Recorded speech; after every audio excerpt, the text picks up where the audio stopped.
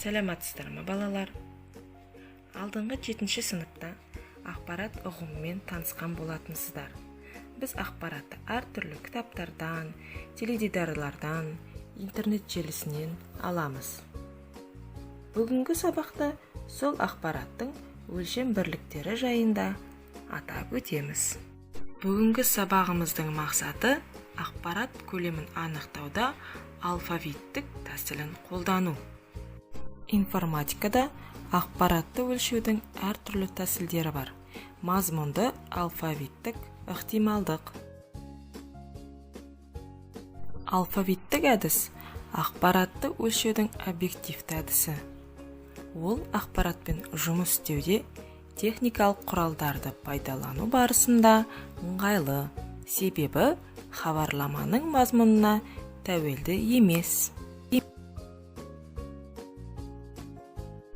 Ақпаратты өлшеудің ықтималдық әдісі. Барлық оқиғалар әртүрлі ықтималдықпен жүреді. Оқиға ықтималдылығы және ақпарат саны арасындағы тәуелділік қандай да бір оқиға жасалғанға дейін байланысты. Компьютерлік символ дегеніміз кез келген әріп, сан, тыныс белгісі, математикалық белгі, арнайы символ. Қысқасы, перне тақтадан жазуға болатынның барлығы. Бірақ компьютер адамның тілін түсінбейді. Сондықтан әрбір символ кодталады. Дербес компьютер 0 мен бірлікті ғана түсінеді. Компьютердегі ақпарат солардың көмегімен көрсетіледі.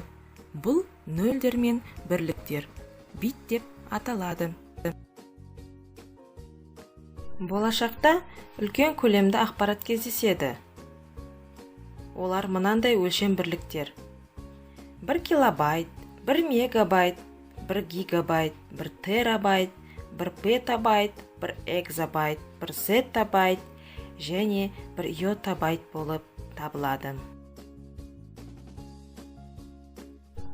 Мәтіндегі ақпарат көлемі мына формула бойынша есептеледі. Үлкен I тең K көбейтілген кіші I. Кіші I дегеніміз қолданылып жатқан алфавиттегі бір символдың салмағы. K мәтіндегі символ салмағы. Үлкен I мәтіндегі ақпарат көлемі. Енді мысалға келетін болсақ, әрбір символ 1 байтпен кодталады деп есептеп, мына сөйлемдердің ақпараттық көлемін есептеңдер. Алтын күн аспаны, алтын дән даласы. Ерліктің дастаны, еліме қарашы. Сөйлемде 67 символ болғандықтан, ақпараттың көлемі мына формула бойынша есептеледі. Үлкен I тең 67 көбейтілген 1 байт. 67 көбейтілген 8 бит. Нәтижесі 536 бит. Ал балалар, енді сұрақтарға жауап берейік. Алфавит дегеніміз не? Кәнекей ойланып көрейік.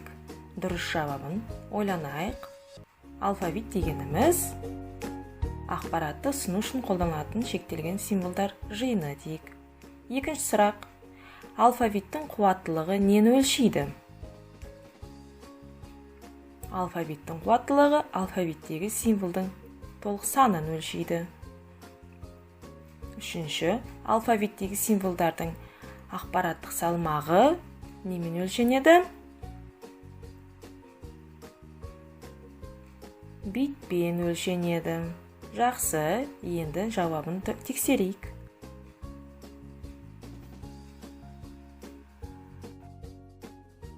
Назар қойып тыңдағандарыңызға рахмет. Сау болыңыздар.